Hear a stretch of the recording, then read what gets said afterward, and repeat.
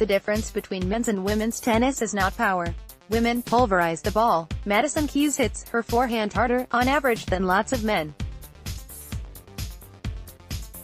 Serena Williams, playing mixed doubles at the Hopman Cup, in Perth, earlier this month, had little trouble absorbing the pace of Roger Federer's serve and returning it. Women today hit with more oomph than men did back in the era of McEnroe and Borg, and it is not just about new racket and string technology. Women today are bigger and stronger than they were, and are trained in technical ways and through fitness regimens to strike the ball viciously. They crush it. The difference between men's and women's tennis, now, is lateral speed, the quickness to run down, and to get back with zip, balls that are angled far off the court. Not every male player can run, but those who can really can. No player currently on the women's tour can match that speed. Scientists offer various theories for why men's bodies lend themselves to faster running, narrower hips that more closely align to the quads and make running more efficient, more lung capacity, larger fast-twitch muscle fibers.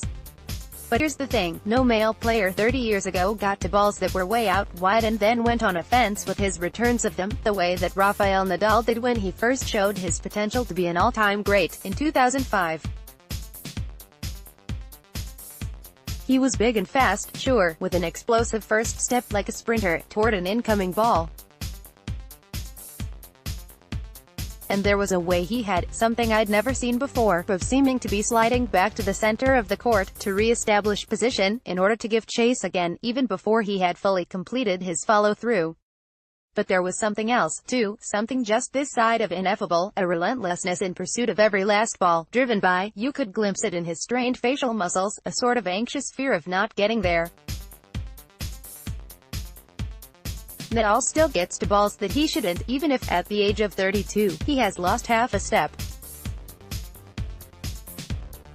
And, on Friday night, at the Australian Open, in a third-round evening match, he faced a next-generation version of his dashing, scrambling, lunging at full-stretch self. Alex de Minaur is a 19-year-old Australian who has played well enough in recent months to be within shouting distance of the top 20. He won his first tournament on the tour, in Sydney, a week before the Australian Open began. He has been mentored by his fellow Australian Lleyton Hewitt, a forerunner of sorts to Nadal. Hewitt, too, left no ball unpursued. He didn't have Nadal's size and neither, as yet, does de Minaur, although he has time to add the 20 or so pounds to his 155-pound frame that could provide him with the bigger serve and forehand he'll likely need to climb into the top 10. The line score of his match against Nadal would appear to suggest that it was not worth watching. Nadal won 6-1, 6-2, 6-4. But it was riveting, if your focus was less on the outcome and more on the possibility of astounding points. Nadal dominated with his serve. He has tinkered with his serving motion to improve his accuracy and the ball's speed. There's less twisting now and more forward momentum. Spun to de Minaur's backhand, the ball often did not come back, or came back meekly. But, when de Minaur was serving, long, electrifying rallies developed every 3 or 4 points. Cross-court sprint followed cross-court sprint. Tennis shoes squeaked and racket heads dragged on the court. Balls 5 and 6 feet outside the doubles alley were kept in play. Fans oohed, gasped, cheered prematurely, thinking the point was over, but wait, he got that. At one point, de Minaur, racing around back by the ball boys and ball girls, returned 3 Nadal shots, the last 2 of them overhead smashes, with desperate, but still better than decent lobs.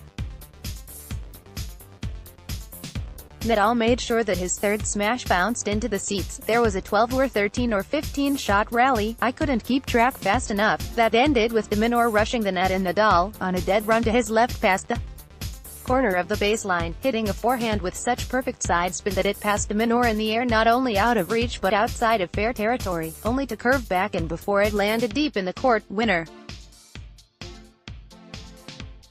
The match ended in a blur fest, 4 extended rallies on which de Minaur saved match point, before Nadal got the job done. The crowd was standing and roaring for those last few minutes, because de Minaur, a teenage Aussie, was refusing to lose. But also, I'd like to think, it was because who wins a match is not the only thing that matters, or maybe even the principal concern, when you are watching tennis. The points are the thing.